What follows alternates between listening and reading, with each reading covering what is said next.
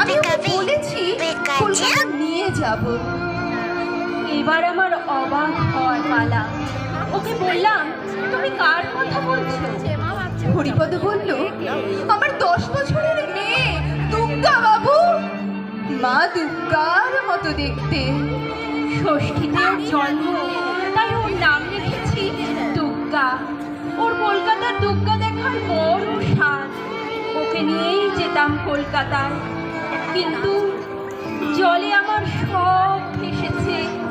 ঘর ভেসেছে, ঢাক ভেসেছে, দুর্গাও কোথাও ভেসে গেছে। আচ্ছা, আপনারা কি মা দুর্গার মতো দেখতে কাউকে দেখেছেন? চুপ করে আছি। এক বুক চলে দাঁড়িয়ে হরিপদ হাতের শিক নাড়াতে নাড়াতে চলে গেল। রিলিফের কাজ সেরে বাড়ি ফিরছে। আলুর বন্যায় হাসতে হাসতে মা এসেছেন এই শহরের বুকে। হরিপদ দুর্গা ভাসতে ভাসতে কোথায় গেল কে জানে।